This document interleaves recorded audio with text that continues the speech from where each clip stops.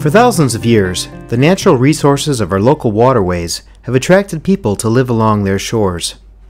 Native Americans paddled birch bark and dugout canoes, setting up seasonal camps for fishing, making clay pottery, and growing maize along the riverbanks.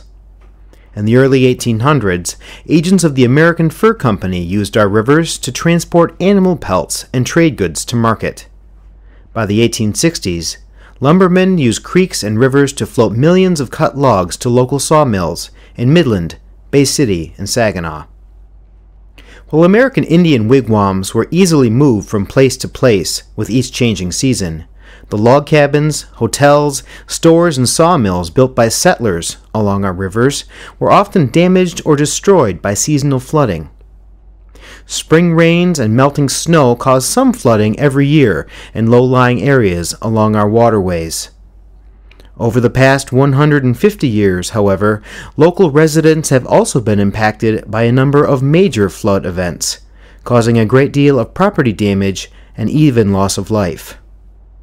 Since 1852, nearly 20 such floods have taken place in Midland County. In the late 19th and early 20th centuries, flooding was more common and devastating due to deforestation and draining of marshes with channelization. The worst local flood on record occurred in September 1986, when the Chippewa River at Midland crested at nearly 34 feet, or 10 feet above flood stage. The flood of '86 caused more than $500 million in damage in 30 mid-Michigan counties. 14 dams failed, 30,000 homes were damaged, and 6 lives lost in the disaster.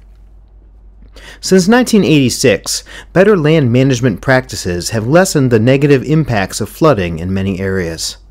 As the natural process of annual flooding deposits rich silt on low floodplains, fertilizing the soil and bringing new life along our rivers.